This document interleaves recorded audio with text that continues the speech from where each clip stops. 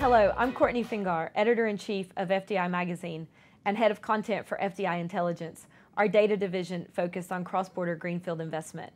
We've launched a research report in partnership with our sister publication, This is Africa, and it's all focused on FDI into Africa and the underlying macroeconomic factors that have led to what we've seen is a rise in FDI into this quite misunderstood continent. Now, I'm joined here with my colleague, Adrienne Klasa, the editor of This is Africa. Welcome, Adrienne. Thank you. And when you had a look at the report, when we crunched all the data and put it all together, what surprised you or stood out? I mean, I think that the top line findings were surprising almost in and of themselves. I mean, we're looking at $87 billion in FDI investment into the region through 2014, and that represents a 64% increase year on year from 2013. Those are substantial numbers, and this is a region that is starting to be talked about a lot more, but now we're really seeing investors putting their money where their mouths are, so to speak. So I think it's really exciting for the region.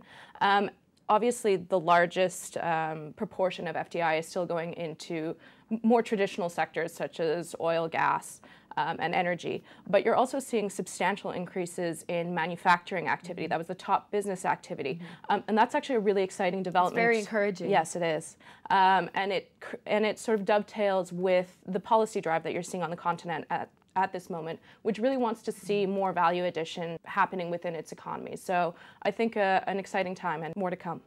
What do you think are some of the most interesting opportunities for foreign investors, and in which countries do you see the kind of most exciting possibilities? Well, I think it's one of these stories of opportunity arising from challenges. So Africa currently has a massive infrastructure deficit, and a large proportion of that has to do with lack of electrification. The power deficit and the overall infrastructure deficit is estimated at $95 billion in need per year by the African Development Bank. At the same time, you have major economies such as South Africa really struggling to generate enough electricity to power its industries, to power homes for its population. So as much as that's perhaps not a sunny story on the top line, that presents a substantial opportunity for investors who really want to go in and make those investments and help to upgrade utilities. The other big exciting story, and one that I think will grow more in future, is the renewables and alternative energy sector. Again, it's still small, but we're moving into a period where, again, there's more energy demand. We're coming up to the COP21 climate agreement talks in December. There's momentum behind this, there's money behind this, and I think that there will be substantial opportunities there going forward. Indeed, and there are a few countries that I think seem to stand out. Ethiopia, for example, seems to be showing a positive trend. Ethiopia is a really interesting and exciting story in many ways. It's an interesting one in terms of, I think its government could not strictly be called democratic, but at the same time, they've engendered a really strong growth story, and they are increasing their manufacturing capacity vastly. I think we saw a 100% increase in FDI investment, most of that going into the manufacturing sector over the past year. And it's also an interesting one in terms of a lot of the economies that we've seen growing very quickly in the region have been raw materials, natural resources based, mostly in energy and mining. Ethiopia doesn't have those kinds of materials, so it's a different kind of growth story and one that people are watching. So Courtney, there's obviously a lot of momentum right now behind foreign investment and investors' interest into this region.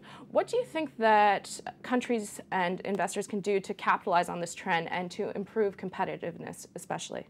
Well, first of all, it's good that we've seen this rise in investment, and that people started to talk about Africa. I hear at conferences all the time that people want to say, what about Africa? Where could we look in Africa? So the buzz is great, but then you have to have something kind of to back up the buzz.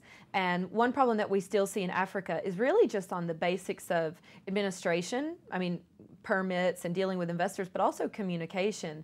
Investment agencies in Africa are often hard to reach. Emails bounce back, you don't get calls back, things take a long time.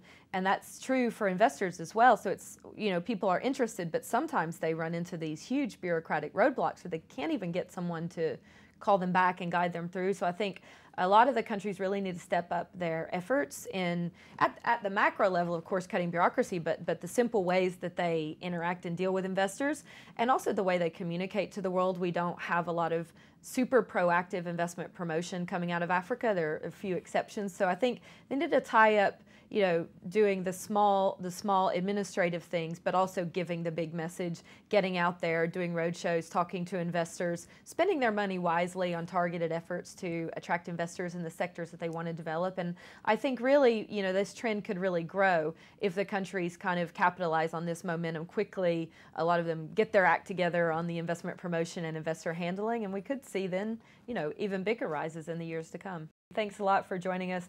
And of course, you can download the full report on our websites. Thank you.